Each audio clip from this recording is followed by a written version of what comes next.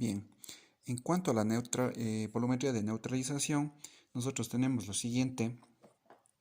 Por un lado, tenemos una solución titulante, sí, que puede ser en este caso ácido, ¿ya? Y la solución problema, ¿no es cierto? Que sería en este caso la base, ¿no? Claro, esta base también podría ser la solución titulante y el ácido podría ser la solución problema, ¿sí? En esto no hay inconveniente. En todo caso, lo que nos dice la teoría es que cuando yo echo una cantidad de ácido equivalente, ¿no es cierto?, al número de moles de esta base, el pH va en una reacción de neutralización, se va a estabilizar, ¿sí? Es decir, va a haber una cantidad de moles de ácido que neutralizan una cantidad equivalente de moles de base. Esto nosotros lo podemos observar siguiendo en el gráfico. De igual manera ustedes lo tienen esto en las diapositivas, de la diapositiva 1 a la diapositiva 17, por favor deben revisarlo.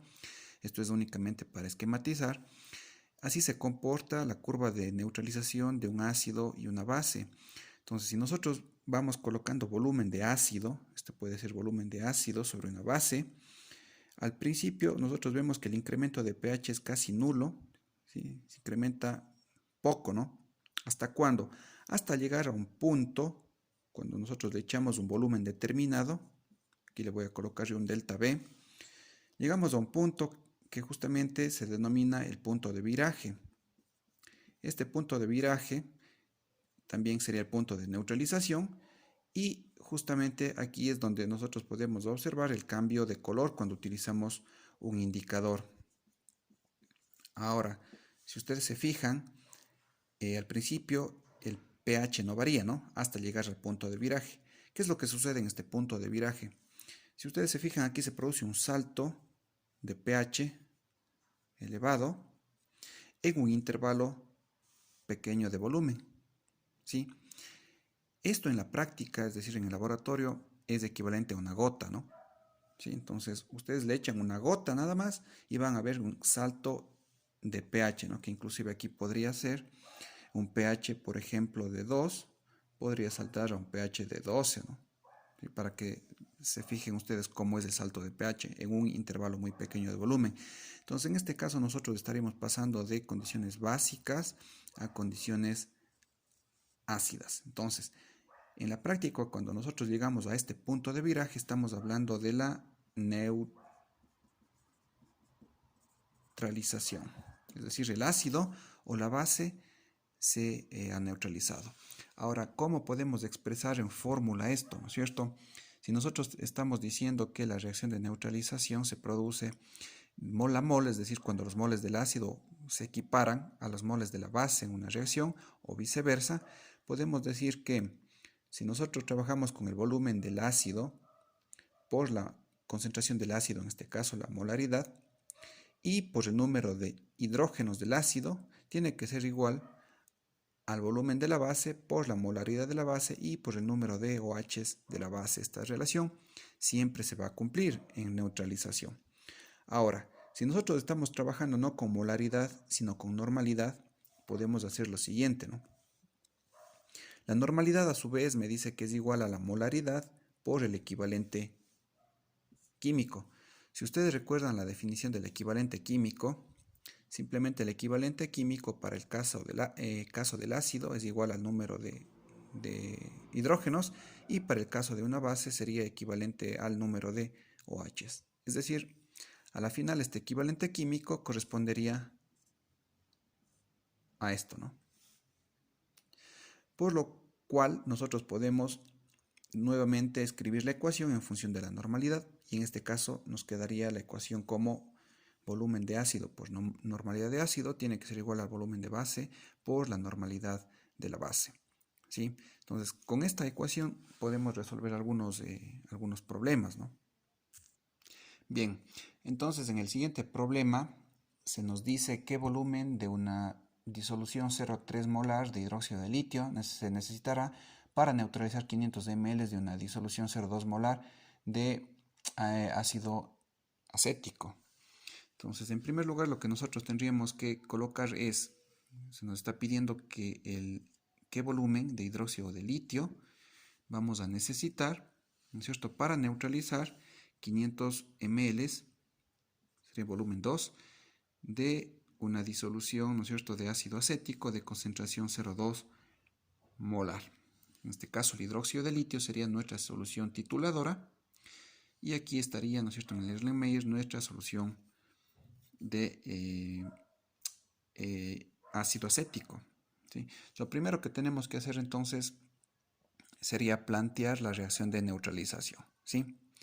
Cabe decirle que, por ejemplo, el ácido acético también podría estar en la bureta y el hidróxido de litio podría estar en el Erlenmeyer. Todo va a depender de qué se nos pide calcular, ¿no? Pero entonces, si nosotros planteamos la reacción de neutralización de ácido base, nos quedaría, por ejemplo, el ácido acético, que reacciona en este caso con el hidróxido de litio. Entonces, obviamente este va a ser nuestra base y este va a ser nuestro ácido, ¿no es cierto? Entonces el ácido, ¿qué es lo que va a hacer? Va a dar protones a la base. Por lo tanto, lo que se generaría aquí es el ion acetato más este protón se juntaría, ¿no es cierto?, con el grupo OH de litio. A la final acá va a salir agua y nos quedaría libre el ion litio. Es decir, en este caso del ácido, aquí tendríamos la base, perdón, este sería el ácido conjugado, ¿no? El ácido conjugado, ¿sí?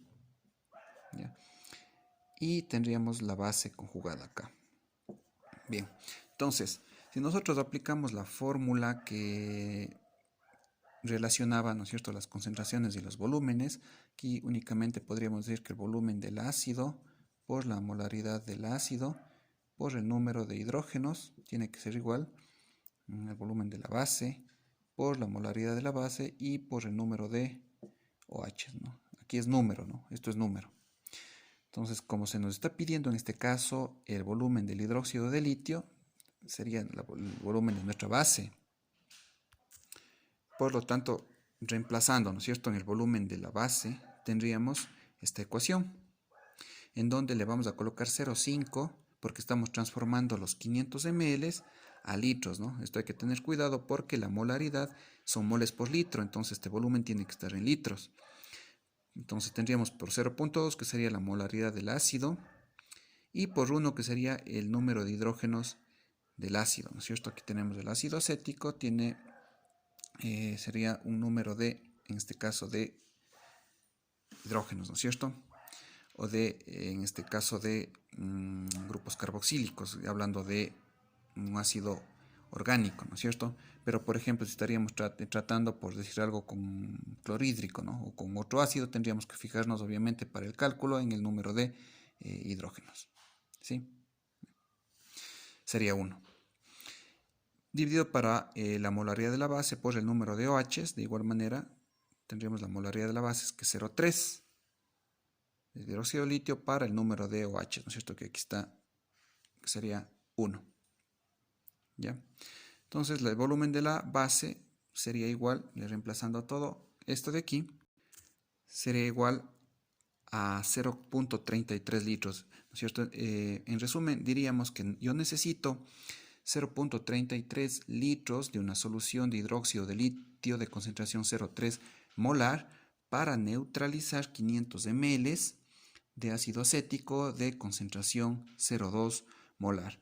Algo que es importante, si ustedes se fijan aquí, cuando el equivalente químico es igual a 1, ¿sí?, cuando el equivalente químico es igual a 1, automáticamente la molaridad en valor absoluto va a ser igual a la normalidad, ¿sí?, cuando el equivalente químico sea igual a 1, para que le tomen en cuenta, por favor.